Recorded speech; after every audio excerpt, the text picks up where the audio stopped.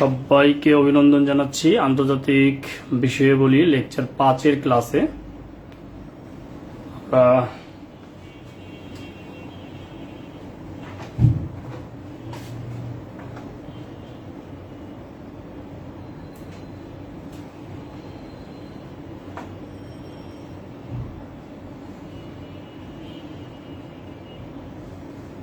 আচ্ছা, একটু সময় নিচ্ছি 1-2 মিনিট যেন সবাই জয়েনিং করে, এই জন্য একটু সময় নিচ্ছি। হ্যাঁ,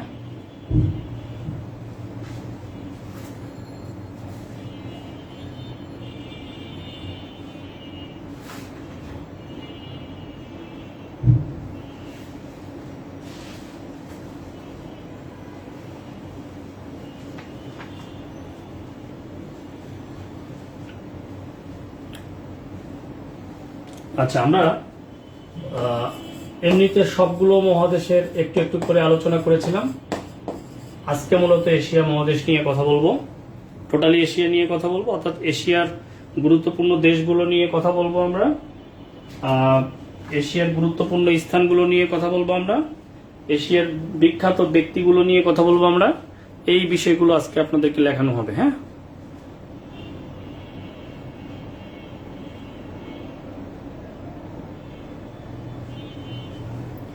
এশিয়া মহাদেশ। আরো 1 মিনিট সময় নিচ্ছি, সবাই জয়েনিং করেন।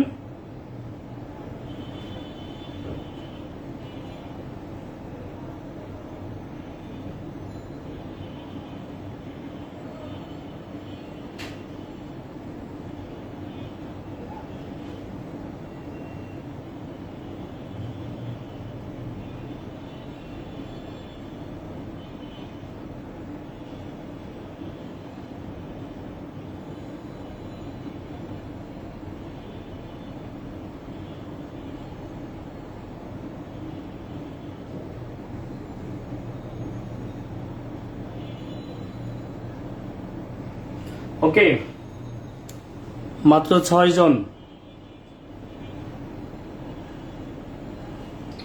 জি, আমি ভালো আছি, ওয়ালাইকুম আসসালাম। মাত্র 6 জন। আচ্ছা, আমরা এশিয়া থেকে গুরুত্বপূর্ণ ব্যক্তিদেরকে পড়বো আগে।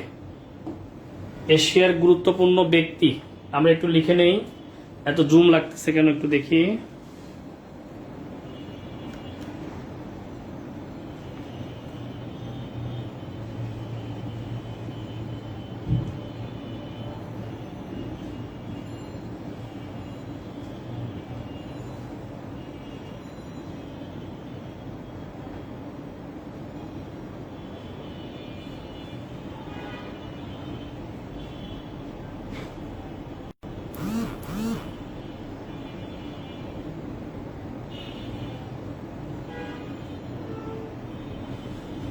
আচ্ছা,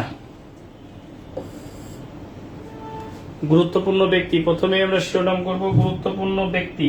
আমরা ব্যক্তিদেরকে একটু দেখব, যারা এশিয়ার গুরুত্বপূর্ণ ব্যক্তি তাদেরকে আমরা একটু পড়ে নিব। ঠিক আছে, আমরা প্রথমেই যাকে পড়ব তিনি হচ্ছেন mother Teresa.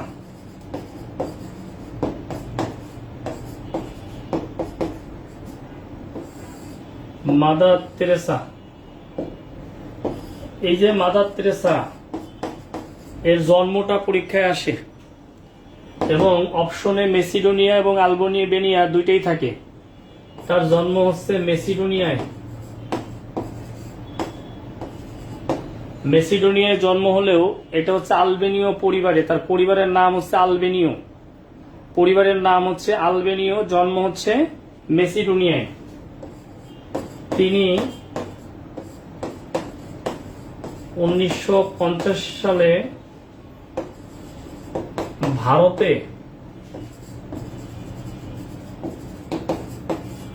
Missionaries of charities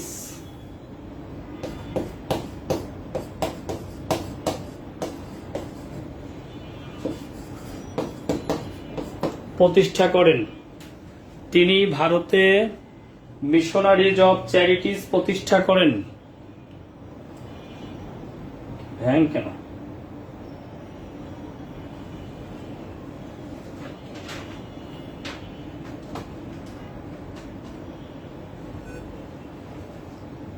তিনি ভারতে মিশনারিজ অফ চ্যারিটিস প্রতিষ্ঠা করেন। কত সালে করেন? 1950 সালে। কত সালে করেন? 1950 সালে তিনি ভারতে মিশনারিজ অফ চ্যারিটিস প্রতিষ্ঠা করেন। 1950 সালে তিনি ভারতে মিশনারিজ অফ চ্যারিটিস প্রতিষ্ঠা করেন।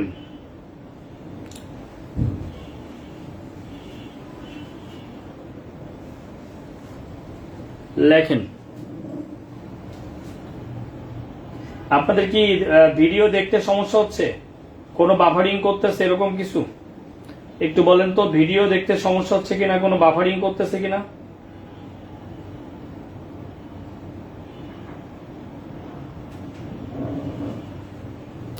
ভিডিও দেখতে সমস্যা হচ্ছে কিনা, কোনো বাফারিং করতেছে কিনা একটু বলেন তো আমাকে।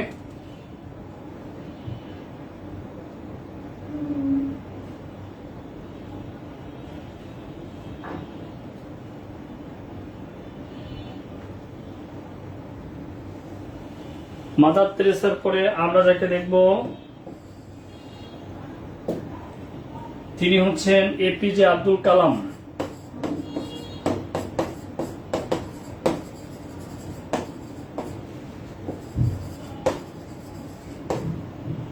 APJ Abdul Kalam. APJ clear sir, clear, ওকে। এপিজে আব্দুল কালাম তিনি হচ্ছেন মিসাইল ম্যান অফ, অর্থাৎ আমরা ভারত পড়তেছি, হ্যাঁ আমরা ভারতের গুরুত্বপূর্ণ ব্যক্তি বলতেছি। মিসাইল ম্যান অফ ইন্ডিয়া বলা হয় তাকে। কি বলা হয়? Missile man of India. বিখ্যাত গ্রন্থ, তার দুইটা বিখ্যাত গ্রন্থ আছে। তার এই দুইটা গ্রন্থের মধ্যে একটা হচ্ছে উইংস অফ ফায়ার,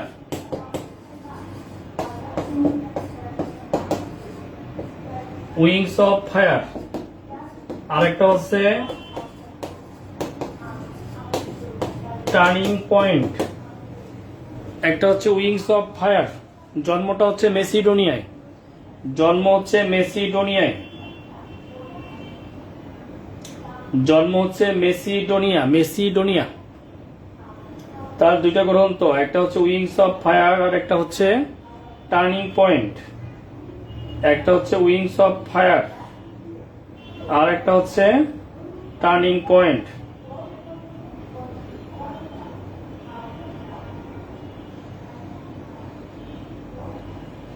ওকে,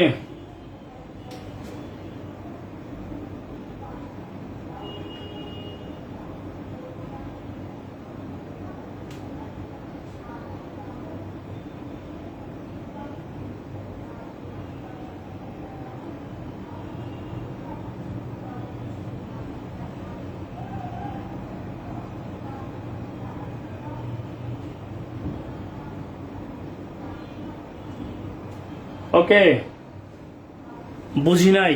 কি বোঝেন নাই? ও, জন্ম মেসিডোনিয়া, এটা বোঝেন নাই? জন্ম হলো মেসিডোনিয়া মানে ইউরোপের, ইউরোপের মেসিডোনিয়ায় জন্ম মাদার তেরেসা। ওকে, মাদার তেরেসার জন্ম হচ্ছে ইউরোপের মেসিডোনিয়ায়, আলবেনীয় পরিবারে। এখন অপশনে, আপনার অপশনে মেসিডোনিয়াও থাকবে, আলবেনিয়াও থাকবে। অপশনে মেসিডোনিয়াও থাকবে, আলবেনিয়াও থাকবে। কথা কি বোঝা গেছে? মেসিডোনিয়া, আলবেনিয়া দুইটাই থাকবে অপশনে। দেখেন, তাইলে এপিজে আব্দুল কালাম, এটা শেষ। এপিজে আব্দুল কালামের পরে আমরা যেটা দিব সেটা হচ্ছে মকবুল ফিদা। মকবুল ফিদা এ হচ্ছে ভারতীয় চিত্রশিল্পী, ভারতীয় বিখ্যাত একজন চিত্রশিল্পী মকবুল ফিদা। পরীক্ষা আসতে পারে মকবুল ফিদা কে ছিলেন, তাহলে আপনি দিবেন ভারতীয় বিখ্যাত চিত্রশিল্পী হচ্ছেন মকবুল ফিদা। বিখ্যাত চিত্রশিল্পী হচ্ছে এই মকবুল ফিদা। ওকে, এইটা গেল ভারত। এবার আসেন পাকিস্তান। পাকিস্তান, এবার লেখেন পাকিস্তান। পাকিস্তানের প্রথমেই আমরা যাকে লিখব মোহাম্মদ আলী জিন্নাহ। মোহাম্মদ আলী জিন্নাহ। প্রথম কথা হচ্ছে দ্বিজাতি তত্ত্বের প্রবক্তা। দ্বিজাতি তত্ত্বের প্রবক্তা মোহাম্মদ আলী জিন্নাহ হচ্ছে দ্বিজাতি তত্ত্ব। মোহাম্মদ আলী জিন্নাহ দ্বিজাতি তত্ত্বের প্রবক্তা। পাকিস্তানের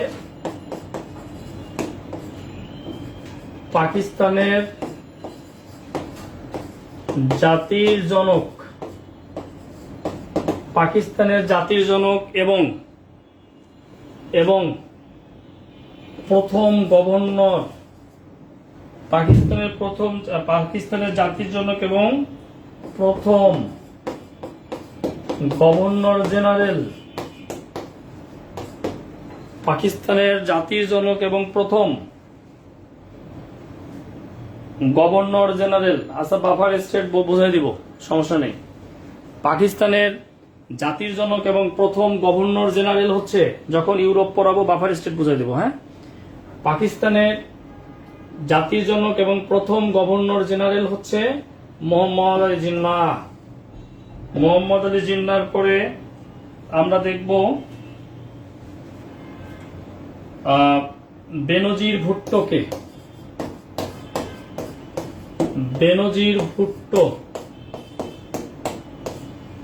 বেনজির ভুট্টো হচ্ছে মুসলিম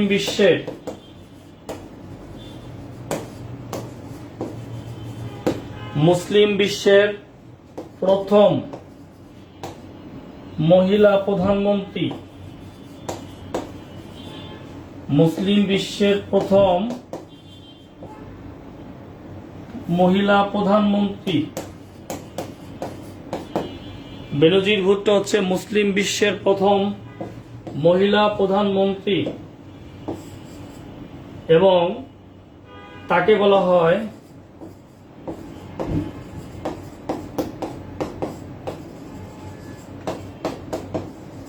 ডটার অব দ্য ইস্ট। তাকে বলা হয় ডটার অব দ্য ইস্ট। বেনজির ভুট্টোকে বলা হয় পূর্ব দিকের ডটার, অর্থাৎ পূর্বের বোন, ভগিনী। ডটার অব দ্য ইস্ট বলা হয় এই বেনজির ভুট্টোকে। বেনজির ভুট্টোকে বলা হয় ডটার অব দ্য ইস্ট। আমরা পাকিস্তান পড়তেছি, কি পড়তেছি? পাকিস্তান পড়তেছি। দুইজনকে পড়ে ফেলছি, মোহাম্মদ আলী জিন্নাহ এবং বেনজির ভুট্টো। এবার লিখব আব্দুস সালাম।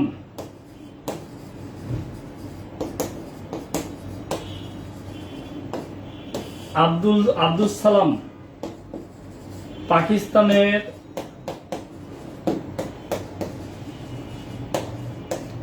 পরমাণু বিজ্ঞানের জনক। পাকিস্তানের পরমাণু বিজ্ঞানের জনক আব্দুস সালাম। পাকিস্তানের পরমাণু বিজ্ঞানের জনক আব্দুস সালাম হচ্ছে পাকিস্তানের পরমাণু বিজ্ঞানের জনক। ওকে, এরপরে আচ্ছা, আব্দুস সালাম তিনি হচ্ছেন উপমহাদেশের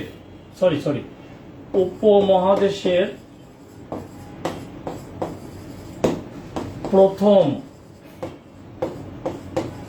মুসলিম নোবেল জয়ী। আব্দুস সালাম হচ্ছে উপমহাদেশের প্রথম মুসলিম নোবেল জয়ী। উপমহাদেশের প্রথম মুসলিম নোবেল জয়ী। উনি নোবেল পান পদার্থবিজ্ঞানের উপরে, এই জন্য পদার্থবিজ্ঞানের জনক বলে ফেলছি, যদিও কথা সত্য না। উনি নোবেল পান কিসের উপরে? পদার্থ বিজ্ঞানের উপরে নোবেল পুরস্কার পান। আর যাকে পদার্থবিজ্ঞানের জনক বলছি তিনি হচ্ছেন আব্দুল কাদির খান।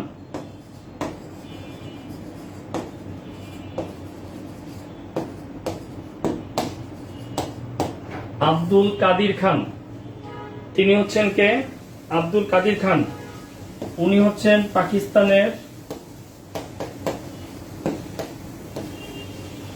পরমাণু বিজ্ঞানের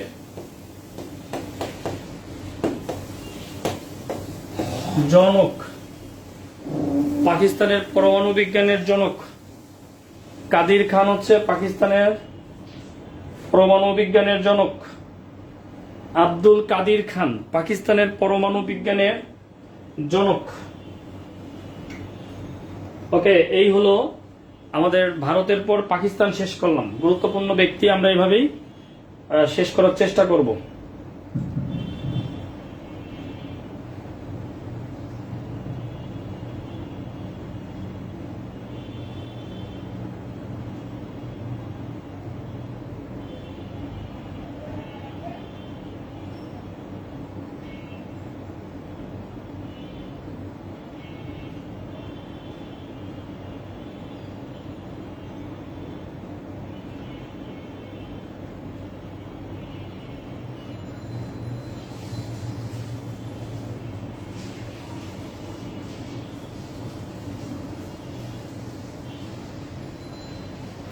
ওকে, এবার আসেন চীন।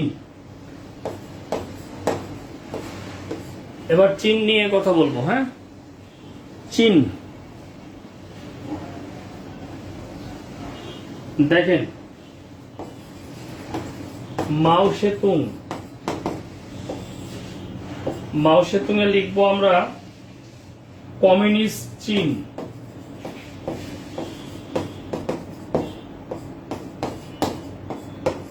তথা গণচীনের, কমিউনিস্ট চীন তথা গণচীনের প্রতিষ্ঠাতা।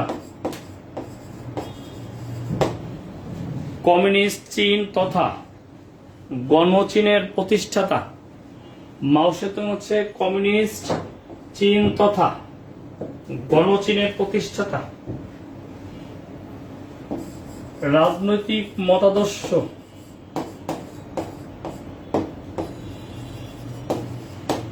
রাজনৈতিক মতাদর্শ হচ্ছে মাওবাদ। রাজনৈতিক মতাদর্শ হচ্ছে মাওবাদ। রাজনৈতিক মতাদর্শ কি? মাওবাদ। রাজনৈতিক মতাদর্শ হচ্ছে মাওবাদ। এরপরে লিখবেন কনফুসিয়াস।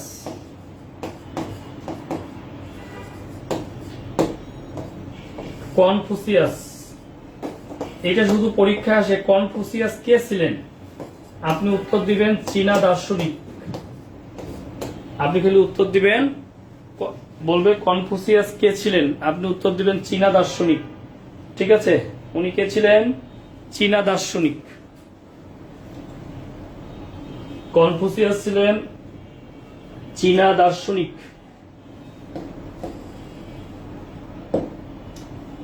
এরপরে আসেন ফিলিস্তিন। ফিলিস্তিন, আমরা ফিলিস্তিন নিয়ে পড়ব। ফিলিস্তিনের গুরুত্বপূর্ণ ব্যক্তিদেরকে একটু পড়ার চেষ্টা করব আমরা।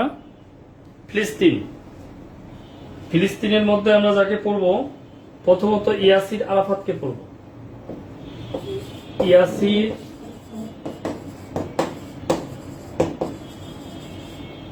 ইয়াসির আরাফাত। এই ইয়াসির আরাফাত হচ্ছেন, তিনি পিএলও এর প্রধান ছিলেন। পিএলও হচ্ছে Palestine Liberation Organisation. Palestine Liberation Organisation, এই পিএলওর প্রধান ছিলেন হচ্ছেন ইয়াসির আরাফাত। পিএলওর প্রধান ছিলেন ইয়াসির আরাফাত। 2004 সালে ফ্রান্সের প্যারিসে রহস্যজনক মৃত্যু হয়। রহস্যজনকভাবে মৃত্যু হয় 2004 সালে ফ্রান্সের প্যারিসে রহস্যজনকভাবে তার মৃত্যু হয়। নোবেল পুরস্কার লাগবে না, বাদ দেন। 2004 সালে ফ্রান্সের প্যারিসে তার কি হয়? রহস্যজনকভাবে তার মৃত্যু হয়। ওকে, এরপরে মাহমুদ আব্বাস,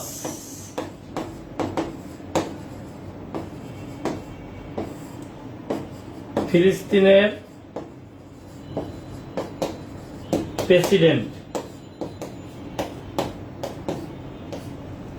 মাহমুদ আব্বাস, ওকে, ফিলিস্তিনের প্রেসিডেন্ট। এই গেল ফিলিস্তিন। এবার নেন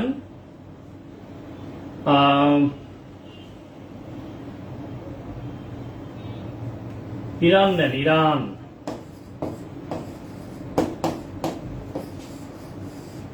ইরানে যাকে পড়ব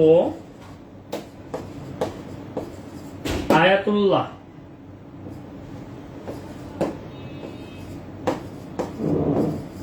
রুহুল্লাহ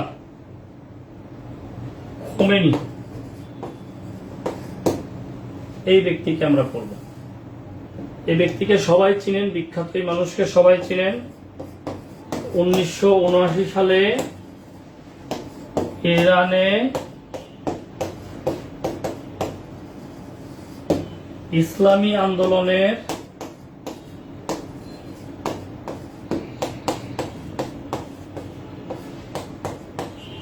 নেতৃত্ব দেন। 1979 সালে ইরানে ইসলামী আন্দোলনের নেতৃত্ব দেন। তিনি ইরানের সর্বোচ্চ ধর্মীয় নেতা।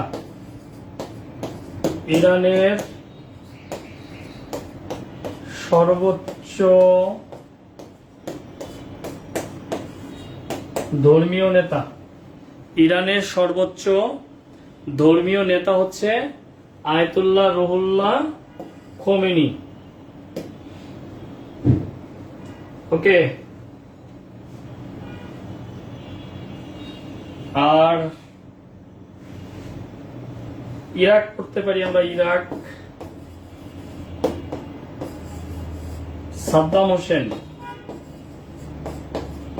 মানে স্বৈরাচার হিসেবে পরিচিত, কিন্তু সাদ্দাম হোসেন যে স্বৈরাচার না এটা কিন্তু মানুষ বুঝছে যে সাদ্দাম হোসেন স্বৈরাচার ছিল না, সে ঠিকঠাক রাষ্ট্র চালাচ্ছিল। এই যে বিরোধী দল তাকে স্বৈরাচার বানালো এবং আমেরিকার সহযোগিতা তাকে টেনে এসে নামিয়ে ঈদের দিন তাকে ফাঁসি দেওয়া হলো। ঠিক আছে, এই যে সাদ্দাম হোসেন, তিনি 23 বছর ক্ষমতায় ছিলেন। তিনি কত বছর ক্ষমতায় ছিলেন? 23 বছর ক্ষমতায় ছিলেন তিনি। 2003 সালে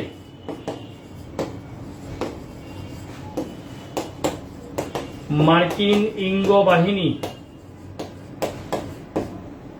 2003 সালে মার্কিন ইঙ্গ বাহিনীর হামলায়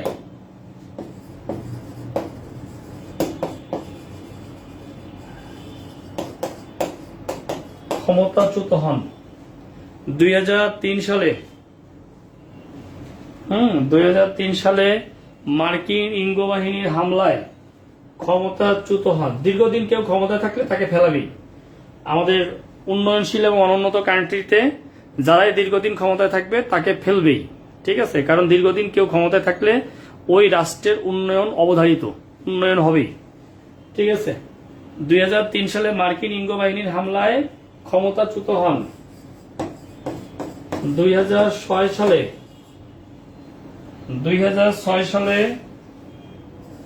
ডিসেম্বর মাসে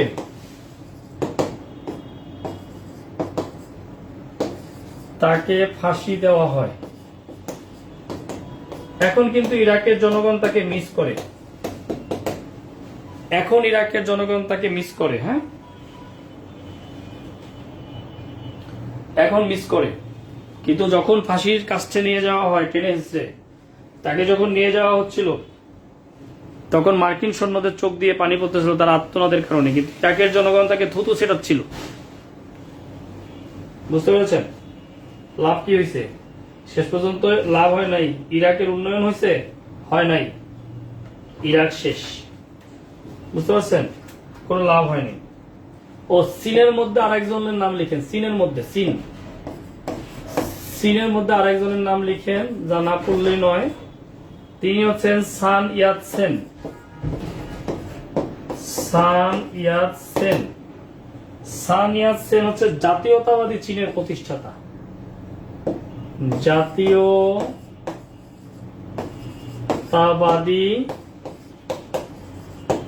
চীনের প্রতিষ্ঠাতা। জাতীয়তাবাদী চীনের প্রতিষ্ঠাতা। জাতীয়তাবাদী চীনের প্রতিষ্ঠাতা হচ্ছে সান ইয়াতসেন। শোনেন, উন্নয়নশীল রাষ্ট্র এবং উন্নত রাষ্ট্র এগুলোকে কখনোই বড় হইতে দেওয়া যায় না, ডেভেলপ হইতে দেওয়া যায় না। দিলে কর্তৃত্ব থাকে না। আপনার গ্রামের সব লোক যদি সমান্তরাল বড় লোক হয়ে যায়, কে কাকে মানবে বলেন? এই জন্য গ্রামের চেয়ারম্যান, মাতবার, মেম্বার এরা চায় না আর একজন উঠে আসুক, কারণ সে মাতবরি করবে, সে সর্দারি করবে। এই ভিলেজ পলিটিক্স থেকে আপনি ইন্টারন্যাশনাল পলিটিক্স পর্যন্ত বুঝতে পারেন। ইন্টারন্যাশনাল পলিটিক্স হচ্ছে ছোট ছোট দেশ, দুর্বল দেশ কখনোই যেন উঠতে না পারে। যদি এই সব দেশ উঠে যায়, ইরাকের মতো দেশ উঠে যায়, সিরিয়ার মতো দেশ উঠে যায়, বাংলাদেশের মতো দেশ উঠে যায়, তাইলে তো তাদের আর কোনো ইয়া থাকে না, তাদের তো মস্তানি থাকে না, তাদের তো ইয়া থাকে না। বুঝলেন নাই? এটা বুঝতে হবে। এগুলো না বোঝার মতো কিছু নাই। এগুলো জনগণকে বুঝতে হবে। জনগণ ক্ষমতার লোভে অনেক কিছু করে। ক্ষমতার লোভে অনেক কিছু জনগণ করে, বাট জনগণ না, পলিটিক্যাল পার্টিস করে। দেখেন, চীন, সান ইয়াতসেন জাতীয়তাবাদী চীনের প্রতিষ্ঠাতা। এইবার আমরা এশিয়ার গুরুত্বপূর্ণ স্থানগুলো দেখব। গুরুত্বপূর্ণ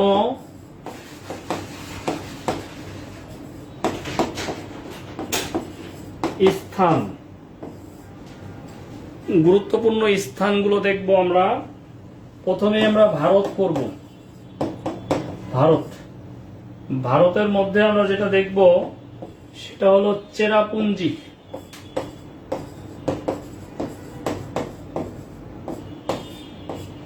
চেরাপুঞ্জি, এই চেরাপুঞ্জি হচ্ছে ভারতে অবস্থিত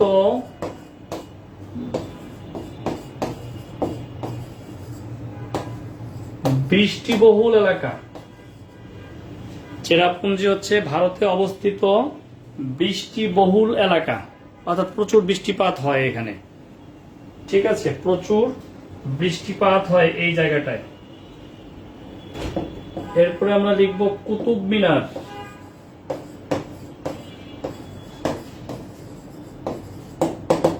কুতুব মিনার, কুতুব মিনার ভারতের দিল্লিতে অবস্থিত, অর্থাৎ এটা শুধু লিখে রাখবো দিল্লিতে অবস্থিত। কুতুব মিনার কোথায় অবস্থিত? দিল্লিতে অবস্থিত। স্বর্ণ মন্দির, স্বর্ণ মন্দির পাঞ্জাবের অমৃতসরে অবস্থিত। পাঞ্জাবের অমৃতসরে অবস্থিত। পাঞ্জাবের অমৃতসরে স্বর্ণ মন্দির অবস্থিত। এটা, এই স্বর্ণ মন্দিরটা হচ্ছে শিখদের পবিত্র স্থান। কাদের? শিখদের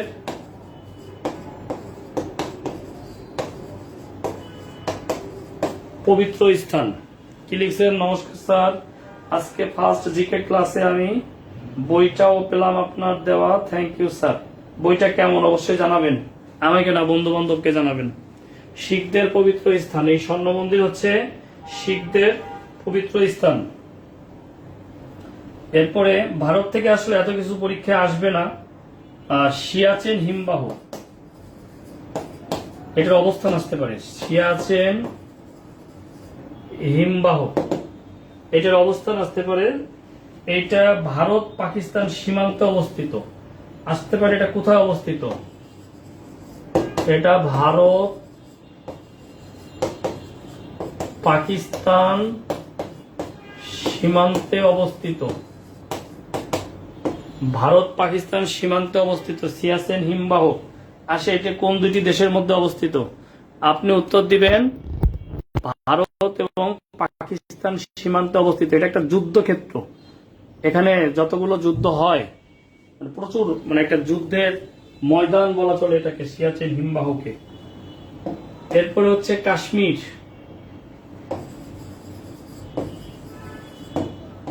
কাশ্মীরকে বলা হয় পৃথিবীর ভূস্বর্গ।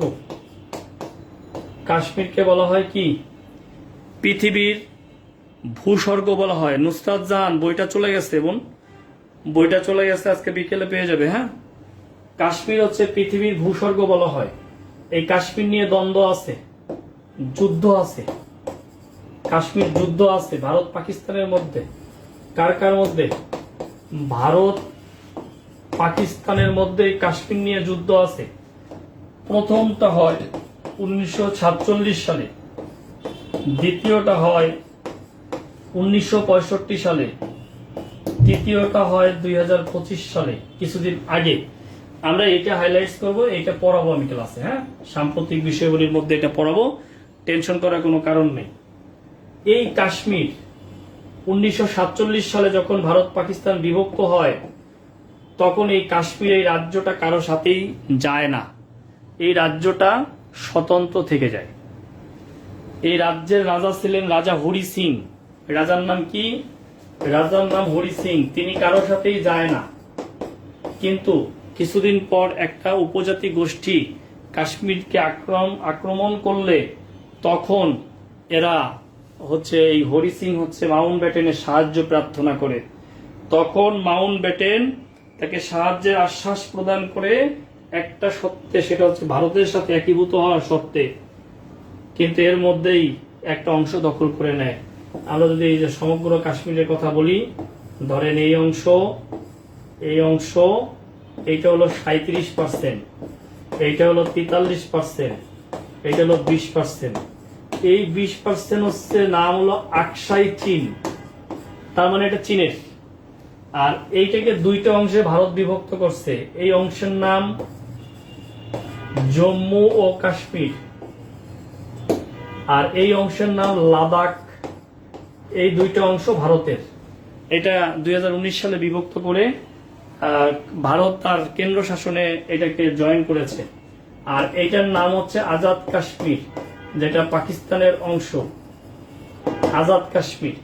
এই যে লাদাখ, জম্মু কাশ্মীর, এই অংশটা ভারতের। এই কাশ্মীরের এই অংশটা এখন ভারতের কেন্দ্র শাসিত অঞ্চলে পরিণত হয়েছে। আগে কাশ্মীর স্বতন্ত্র ছিল, কাশ্মীরের স্বাধীনতা ছিল। তিনটে বিষয় ব্যতীত, প্রতিরক্ষা, পররাষ্ট্র যোগাযোগ, এই তিনটা ব্যতীত সকল ক্ষেত্রেই কাশ্মীর স্বাধীনতা ভোগ করত। কিন্তু এখন কাশ্মীরের এই স্বাধীনতা নেই, কারণ এইটা এখন ভারতের কেন্দ্র শাসিত অঞ্চল। ভারতের কি কেন্দ্র শাসিত অঞ্চল, এটা হচ্ছে ভারতের কেন্দ্র শাসিত অঞ্চল। ভারতের কেন্দ্র শাসিত অঞ্চল। দেন লিখে ডান লেখেন, হয়ে গেছে, লেখা শেষ হলে ডান লেখেন। আমরা ভারতের পর চলে যাব পাকিস্তানে।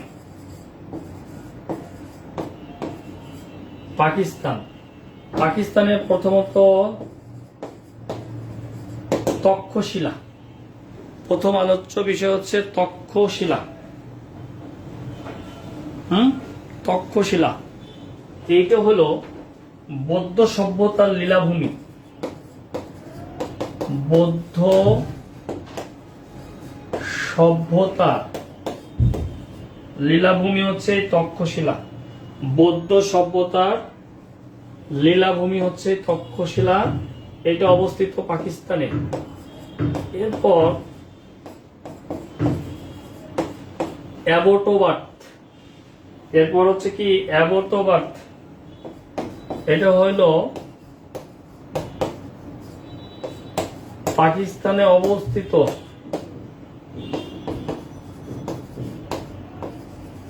সেনানিবাস। 2011 সালে 2011 সালে ওসামা বিন লাদেনকে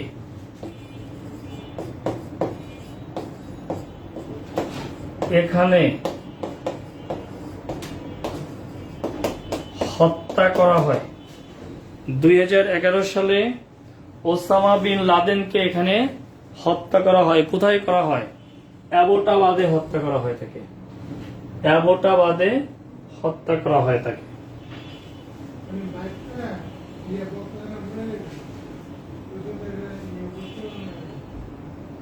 ওকে, এই অ্যাবোটাবাদে তাকে হত্যা করা হয়। কাকে? ওসামা বিন লাদেনকে হত্যা করা হয়। এবার আছেন শ্রীলঙ্কা।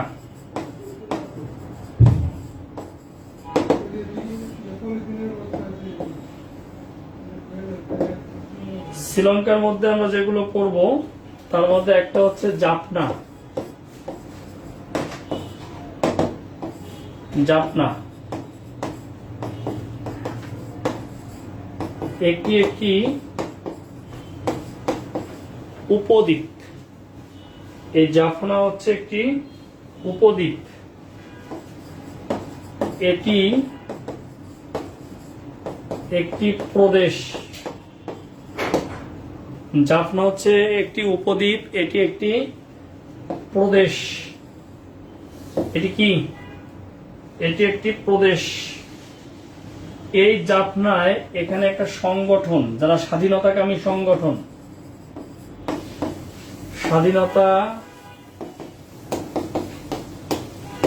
সংগঠন, এটার নাম হলো LTTE,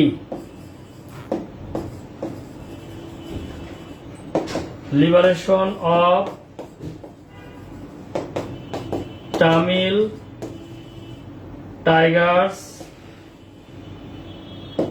এলাম। Liberation of Tamil Tigers Eelam,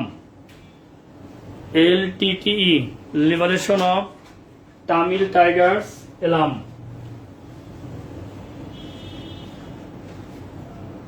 এরপরে হচ্ছে অ্যাডামস পিক।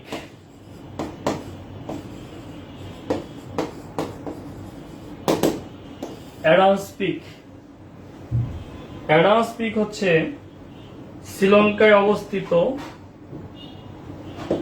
এই অ্যাডামস পিকটা হচ্ছে একটা পবিত্র স্থান নামে পরিচিত শ্রীলঙ্কার।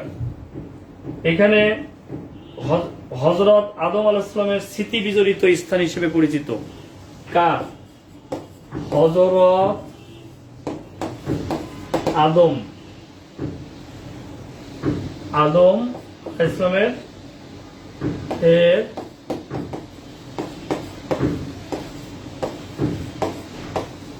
স্মৃতি বিজড়িত স্থান। এই জন্য এটা একটা পবিত্র স্থান বলা হয়েছে। অ্যাডামস পিককে এই জন্যই পবিত্র স্থান বলা হয়েছে। ওকে, অ্যাডামস পিকের পর, শ্রীলঙ্কার পর আমরা চলে যাব মিয়ানমার।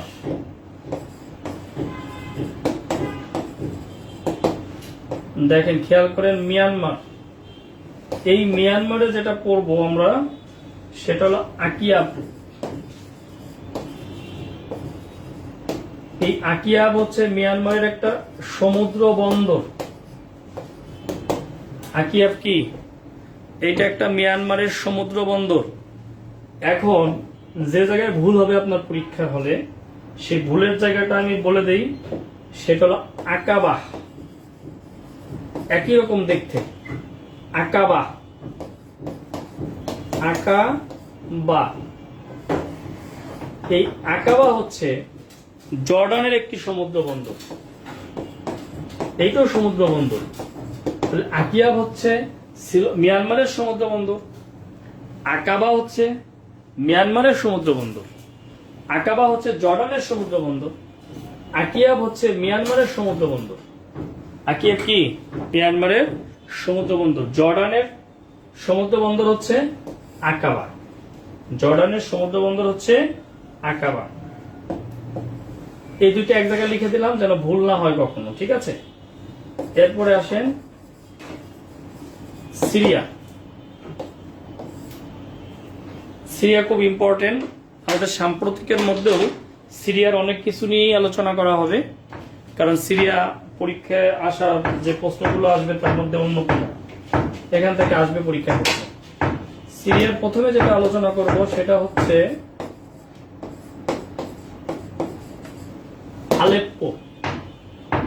সিরিয়ার আলেপ্পো এটা দ্বিতীয় বৃহত্তম শহর। আলেপ্পোটা হচ্ছে দ্বিতীয় বৃহত্তম শহর।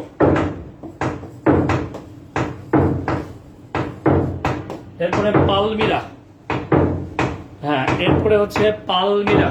কি হলো রে? পালমিরা, পালমিরাকে বলা হয় মরুভূমির মুক্তা। এটা সিরিয়ায় অবস্থিত। সিরিয়ায় অবস্থিত এইটাকে বলা হয় মরুভূমির মুক্তা। তাহলে আপাতত সিরিয়া আলেপ্পো আর পালমিরাটা আমরা মনে রাখলে চলবে, এর চেয়ে বেশি কিছু লাগতেছে না। আলেপ্পো আর পালমিরা দুইটা মনে রাখলে চলবে, এর চেয়ে বেশি কিছু লাগছে না আমাদের। এরপরে আসেন ইসরায়েল। ইসরায়েল, এই ইসরায়েল, এখান থেকে আমরা শুধু তেল আবিবটা পড়ব। তেল আবিব পূর্ব রাজধানী। এই ইসরায়েলের বর্তমান রাজধানী হচ্ছে জেরুজালেম, পূর্ব রাজধানী হচ্ছে তেল আবিব। পূর্ব রাজধানী কি? Tel Aviv. বর্তমান হচ্ছে কি? জেরুজালেম। ইসরায়েলের পর ফিলিস্তিন নেন। ফিলিস্তিন, ফিলিস্তিন হচ্ছে বেথেলহাম।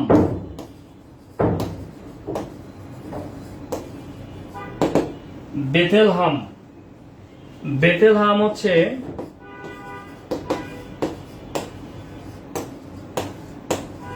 জেরুজালেমে অবস্থিত যিশু খ্রিস্টের জন্মস্থান। এই স্থানেই কুমারী মায়ের গর্ভে যিশু খ্রিস্টের জন্ম হয়।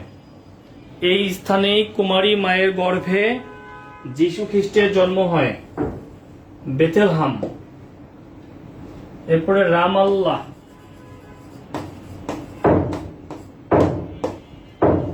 রামাল্লাহ এটা হলো পিএলওর সদর দপ্তর।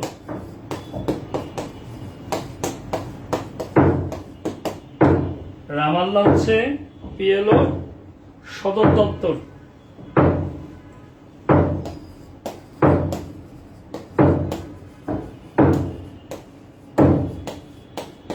আল আকসা মসজিদ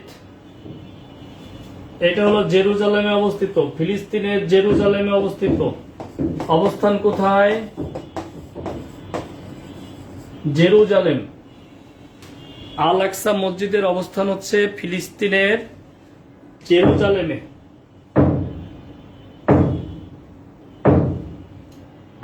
ফিলিস্তিন গেল।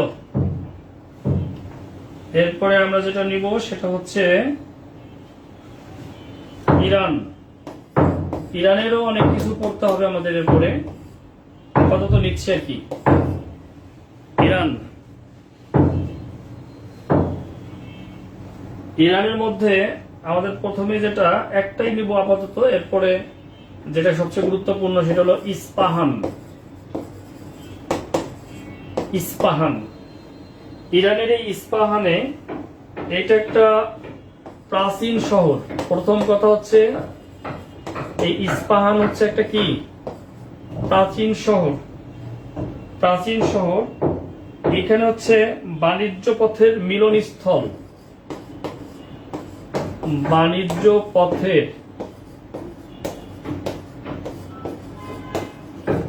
মিলনস্থল। ইস্পাহান হচ্ছে বাণিজ্য পথের মিলনস্থল এবং এখানে ইরানের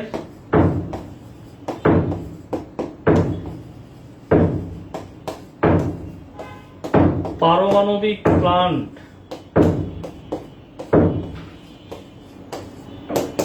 রয়েছে। এখানে ইরানের পারমাণবিক প্লান্ট রয়েছে ইস্পাহানে। এইটা গেল ইরান। তুরস্কের একটা জায়গা আছে গুরুত্বপূর্ণ, এইটা একটু দেখবো আমরা। তুরস্ক, সেটা হলো গোল্ডেন হর্ন। তুরস্কের এই জায়গাটার নাম কি? Golden horn. খেয়াল করেন, এই গোল্ডেন হর্ন হচ্ছে তুরস্কের এশীয় অংশে অবস্থিত। তুরস্কের এশীয় অংশে অবস্থিত হচ্ছে এই গোল্ডেন হর্ন। কৃষ্ণ সাগর, ও আপনারা নিশ্চয়ই প্রণালীগুলো করছেন। মর্ম সাগরকে কৃষ্ণ সাগর ও মর্ম সাগরকে সাগরের সংযোগ স্থল। কৃষ্ণ সাগর ও মর্ম সাগরের কি সংযোগ স্থল বা সংযোগকারী প্রবেশ পথ।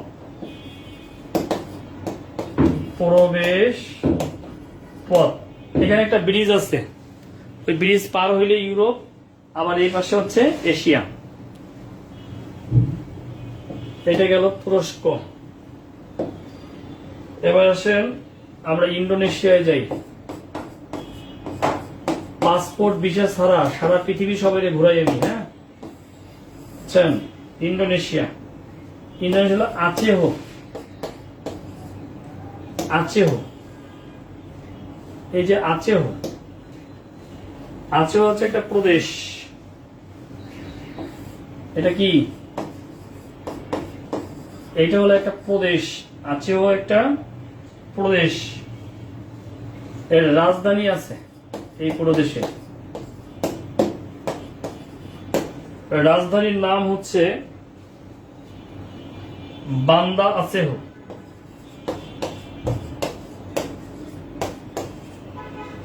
রাজধানীর নাম বান্দা আচেহ। এখানে তেল, গ্যাস, বিভিন্ন খনিজ সম্পদ রয়েছে যথেষ্ট পর্যাপ্ত পরিমাণে, এই জন্য বিখ্যাত। অর্থাৎ মনে রাখবেন, পাশে লিখে রাখেন, তেল, গ্যাস ও বিভিন্ন খনিজ সম্পদ রয়েছে এখানে। ইরাক।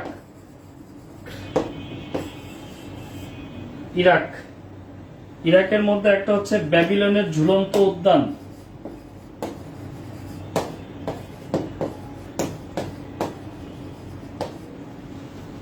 ব্যাবিলনের ঝুলন্ত উদ্যান।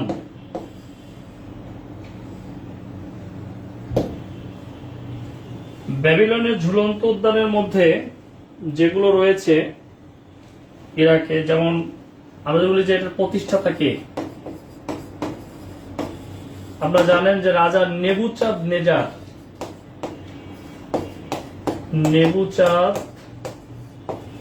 নেজার হচ্ছে এটার প্রতিষ্ঠাতা। ব্যাবিলনের ঝুলন্ত উদ্যান, নেবুচাঁদ নেজার এইটার প্রতিষ্ঠাতা।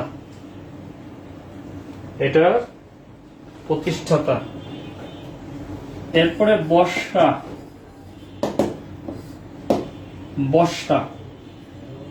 এই বসরা হচ্ছে হযরত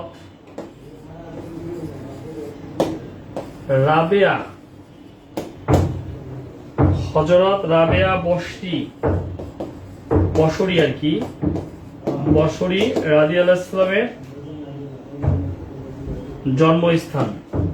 হযরত রাবেয়া বসরি রাদিয়াল্লাহু ইসলামের জন্ম স্থান এই বসরা। এরপরে হচ্ছে নাজাফ।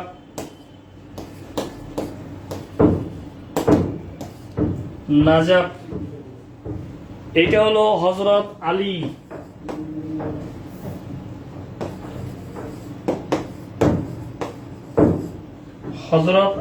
রাদিয়াল্লাহু ইসলামের মাজার শরীফ।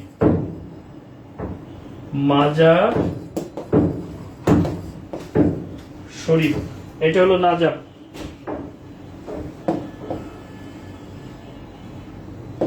এবার আসেন দক্ষিণ কোরিয়া।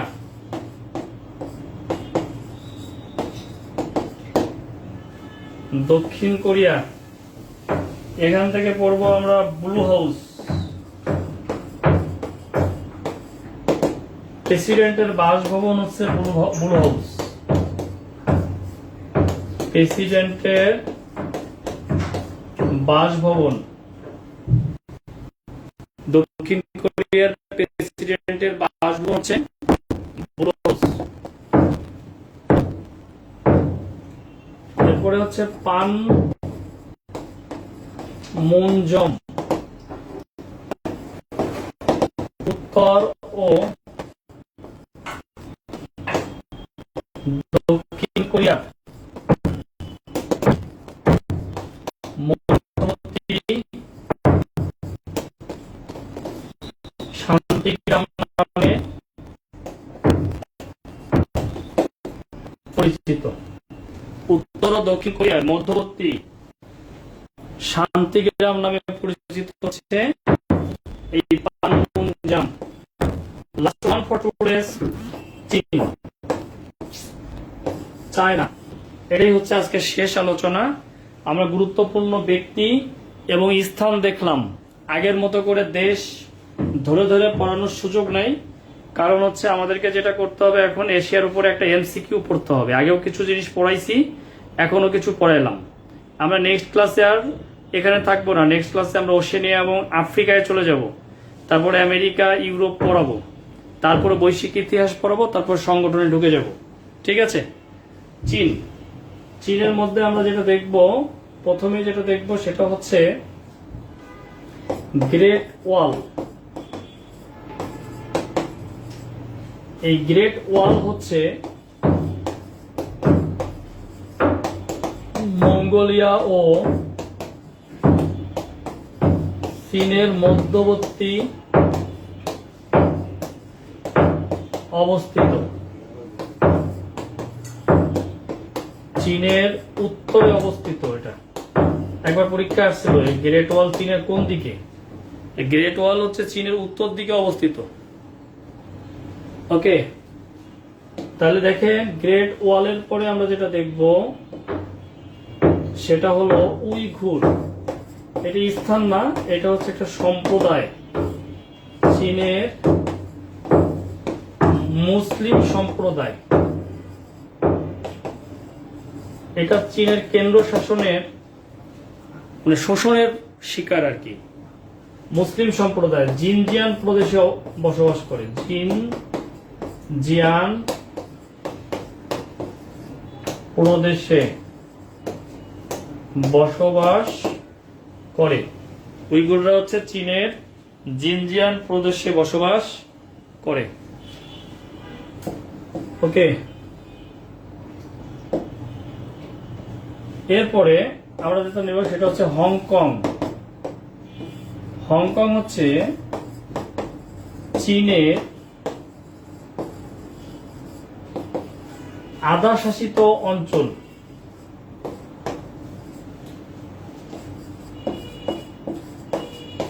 (2047) সাল পর্যন্ত এটি চীনের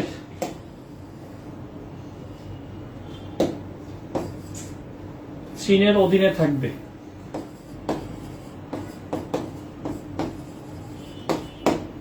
চীনের অধীনে থাকবে। এটা একটা সময় ব্রিটেনকে লিজ দিয়েছিল 1997 সালে।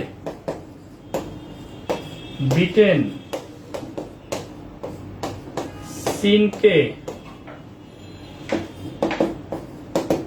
হংকং ফেরত দেয়। 1900 কত সালে? 97 সালে চীনকে এটি ফেরত দেয়। বুঝতে পেরেছেন? কারণ ব্রিটেন আফিম যুদ্ধের পর ব্রিটেনকে এটা ছেড়ে দিয়ে দিয়েছিল, লিজ দিয়ে দিয়েছিল চীন। 100 বছর হয়ে গেলে এটা ফেরত দিয়ে দেয়। এরপরে লিখবো ম্যাকাও। 442 বছর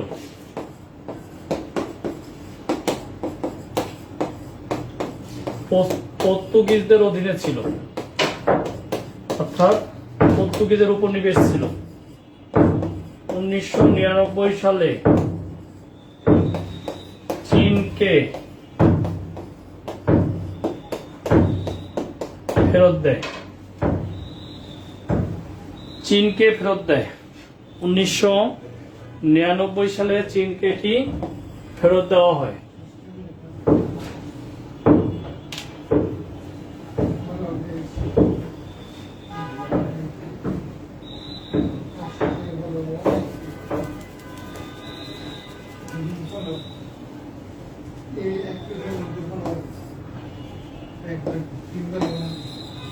এরপর লিখবো তাইওয়ান।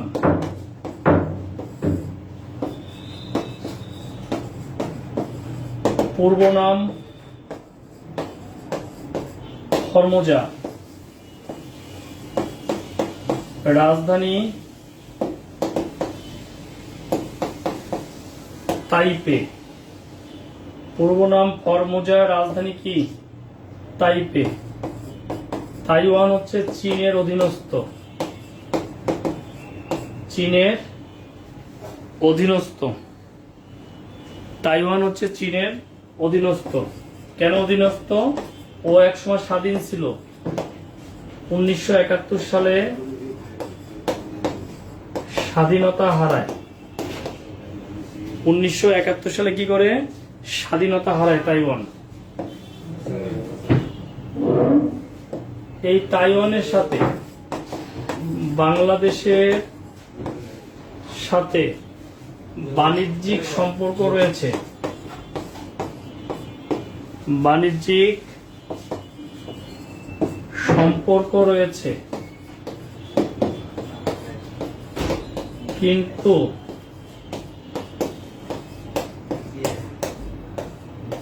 কূটনৈতিক সম্পর্ক নেই। বাংলাদেশের সাথে বাণিজ্যিক সম্পর্ক রয়েছে, কিন্তু কূটনৈতিক সম্পর্ক নেই। এই হাত আপনার আছে, হাত কি আমার নাই? আপনার হাত আছে, আমার নাই। হ্যাঁ, এরপরে পড়ব তিব্বত। গুরুত্বপূর্ণ সবই কিন্তু পড়াই ফেললাম। এখন যদি একটু এমসিকিউটা আজকেই পড়ে ফেলেন সবাই, কালকে হয়তো ক্লাস হবে না, পরশুদিন ক্লাস হবে, আবার হইতেও পারে, বলা যায় না, এটা ঘোষণা দিয়ে দিব। কালকে ক্লাস না হওয়ার সম্ভাবনাই বেশি। এখন যদি একটু এমসিকিউ গুলো এশিয়ার প্রলয় জিকে বইটা দেখে পড়ে ফেলেন, তাইলে কিন্তু হয়ে গেল, এশিয়াটা কমপ্লিট হয়ে গেল। তিব্বত হলো চীনের একটি মালভূমি। এটা কি? মালভূমি। ওই যে ভূমির যে প্রকার, সমভূমি, মালভূমি। হ্যাঁ, নিষিদ্ধ দেশ হিসেবে পরিচিত, অর্থাৎ এই জায়গায় বাইরের কারো যাওয়া নিষেধ। এই রাজধানী হলো, এটা রাজধানীর নাম হলো লাসা। কি নাম? লাসা। এই লাসাকে বলা হয় নিষিদ্ধ শহর। লাসাকে বলা হয় নিষিদ্ধ শহর। এই মোটামুটি, মানে এর সাথে কি যোগ হবে? আপনি এমসিকিউ পড়বেন আর আমি সাম্প্রতিক পড়াবো, তাহলে এশিয়া কমপ্লিট। আর সাম্প্রতিক মানেই এশিয়া, গোয়ান্দাম, গোলযোগ যা লেগে আছে সবই দেখেন এশিয়ায় লেগে আছে। এশিয়ার বর্ডারে, ইউরোপের শেষ সীমানায়, এই জায়গা দিয়ে। আমেরিকায় কোনো ঝামেলা আছে? মূল ইউরোপে কোনো ঝামেলা আছে? নাই, সব ঝামেলা এই এশিয়ায়। কারণ এই এশিয়ায় বুদ্ধিজীবী বেশি। হ্যাঁ, আর এই এশিয়ায় মানে ক্লিকবাজ বেশি, নিজেদের ভালো কেউ চায় না, বুঝতে পারছেন? এই জন্য এত জ্ঞানজাম, এত ক্রাইসিস। তো ওই ক্রাইসিস গুলো করলে আমাদের এশিয়া কমপ্লিট হয়ে যাবে। ঠিক আছে, পড়িয়ে দিব। আজকে এই পর্যন্তই, সবাই ভালো থাকেন।